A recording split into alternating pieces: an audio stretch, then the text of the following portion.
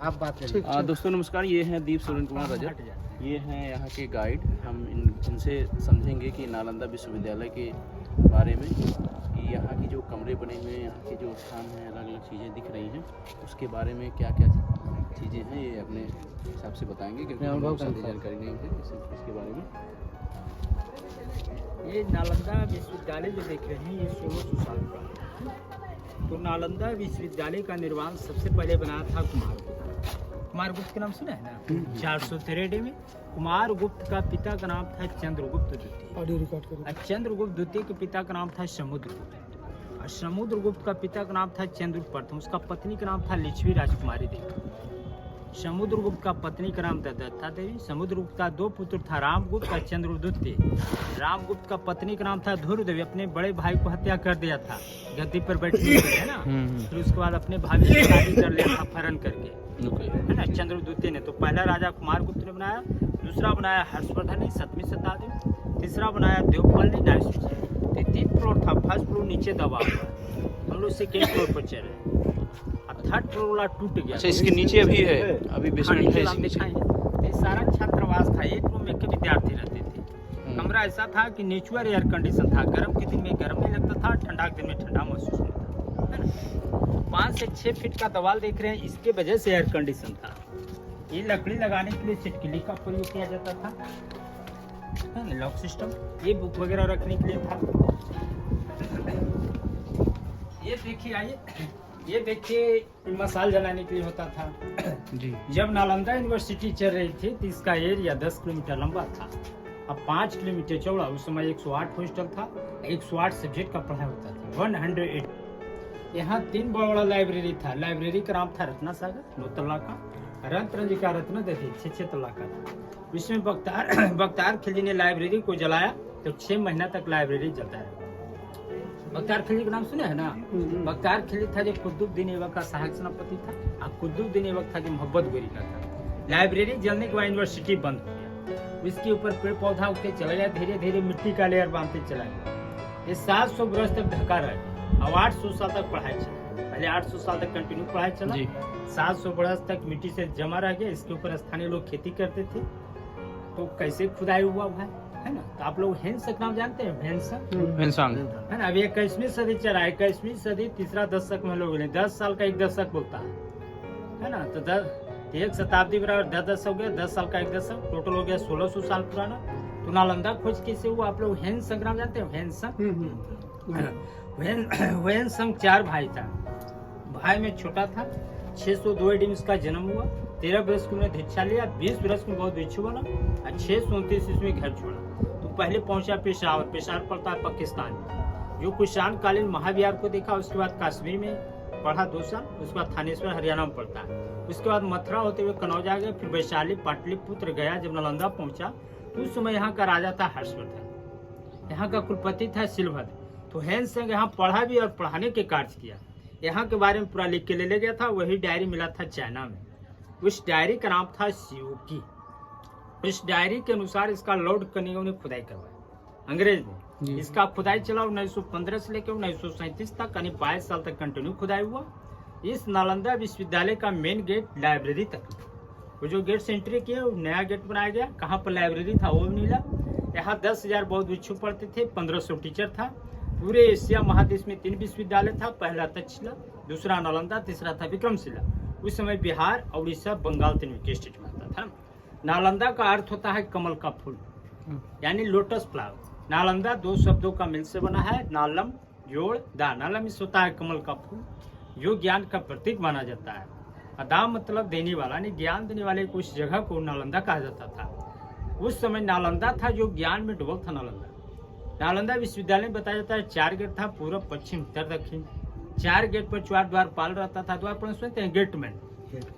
जो विद्यार्थी पढ़ने के लिए आता था पहले गेट में इंटरव्यू लिया करता था, मौखिक एग्जाम। और 4 में अनिवार्य था, अगर 3 में पास कराए, कोई फेल कराए तो लौट के चले जाते थे। और जो भी पास करता था 200 गांव के दान आता था, यहाँ फ्री शिक्षा दिया जाता था, कोई खर्च नहीं, निःशुल्क, है ना। तो हम लोग सब जगह 2nd फ्लोर पर चल रहे हैं। 3rd फ्लोर वाला टूट गया, ईटा जो कट कट के लगा हुआ है ना, जिससे पहचान होता है कि ऊपर वाला बिल्डिंग टूटा हुआ। ये सारा छात्रावास था। ये क्लासरूम दिखाते हैं।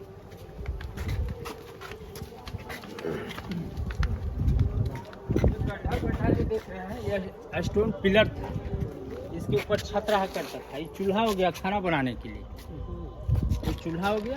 वो कुआं था पानी पीने के लिए, वहाँ भगवान बुद्ध का मूर्ति था। ये आपका लेक्चर हॉल हो गया, क्लासरूम। ये सामने वाला लेक्चर हॉल है, ये क्लासरूम। ये सब क्या है? ये हॉस्टल हो गया, छात्रावास। क्लासरूम के पास चलते हैं, आगे नहीं होता। आइए क्लासरूम के पास चलते हैं।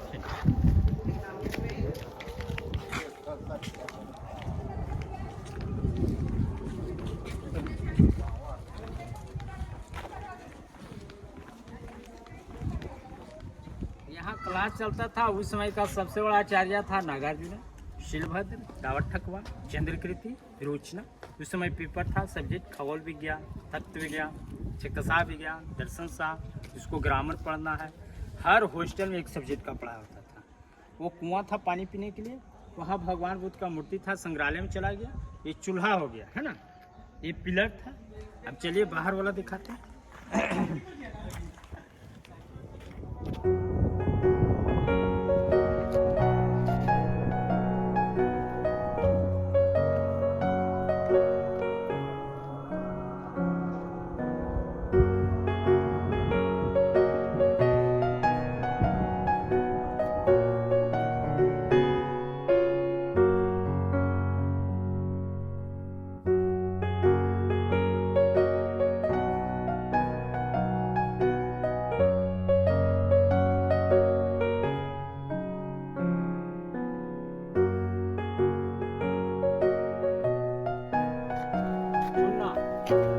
सुर्खी, उड़द का दाल, तिल का फल, मीठा का छोवा, कत्थक मीठे सो लगा के कहे। तो बड़ा वाला जो स्तूपा जो बता रहे हैं, जब भगवान बुद्ध जब आए थे यहाँ, तो दो लोग का शिष्य बनाए।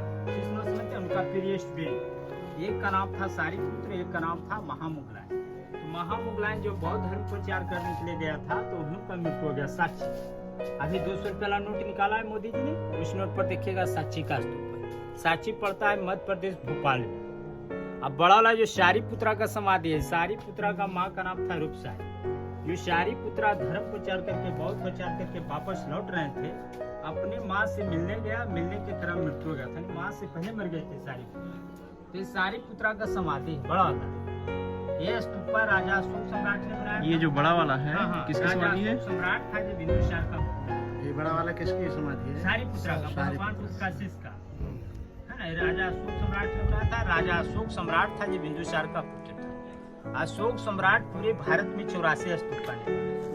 अशोक सम्राट का एक पुत्र का नाम था महेंद्र, एक का नाम था सुमित्रा, जो दोनों बौद्ध प्रचार करने के लिए कहाँ तक गया था? श्रीलंका। अशोक सम्राट की माता का नाम था सुद्राग्नि, उसका पिता का नाम था बिंदुसार, और अशोक सम्राट के दादा का नाम था चंद्रगुप्त मौर्य। वो गोल गोल वाला जितना भी देखा है, उस समय जो स्टूडेंट टीचर देश विदेश लोग पैदल यात्रा करके आते थे पढ़ने के लिए। उस समय यातायात का कोई सुविधा नहीं था, एरोप्लेन की व्यवस्था नहीं था। किसी अवस्था में गुजर जाने के बाद उसको तालाब के किनारे जला के घाम रखकर को समाधि, छोटा बड़ा समाधि है। कहीं कहीं चौकोर वाला मेडिटेशन, ये सब करकट वाला जितना भी देखा है संबंधित मीटिंग में बता रहे हैं। तो इसी तरह से पूरा ये करकट वाला तो दिख रहा है, ये मंदिर था। मंदिर। अच्छा, ठीक। अच्छा, इसमें कमरा दिखा दें।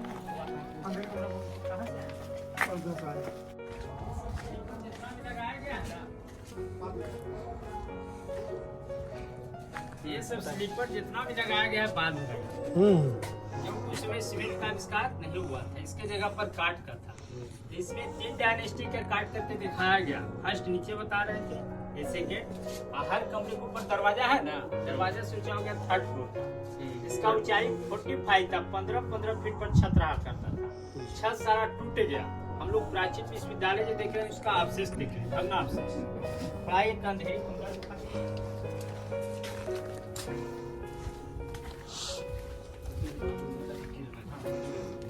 इसको बाद में तो पता चल रहा है। देखिए गड्ढा वाला जो कमरा जो देख रहे हैं, इसको देखिए थोड़ा सा खुदाई करके दिखाया गया है कि नीचे भी कमरा है। अगर पूरा खुदाई करेगा तो ऊपर वाला भंग हो जाएगा, गिर जाएगा, है ना। 1st फ्लोर का आइए इसे देखते हैं। हर्षवर्धन आया, उसी के ऊपर ढक करके बनाते चला। ये इसका 1st फ्लोर था, यानी ग्राउंड फ्लोर था। इसको खुदाई करके दिखाने के लिए इसकी मिट्टी निकाली गई है। यानी पूरा जितना सा ये यूनिवर्सिटी दिख रहा है, इसके नीचे एक ग्राउंड फ्लोर था और हम लोग फर्स्ट फ्लोर पे हैं। इसके ऊपर सेकंड फ्लोर था जो कि टूट चुका है पूरी तरह से। चलिए आगे देखा जाए। ये एक अंधेरी कमरा है, इसके अंदर बिल्कुल गुफा की तरह से है। अब इसका साइज 5 फीट से ऊपर नहीं है और चौड़ाई 2.5 फीट। आए सर, अरे सर लाइट है, हम दिखा रहा हूँ मैं। आहा, देख कर थोड़ा इसको दिखाने के लिए लाए।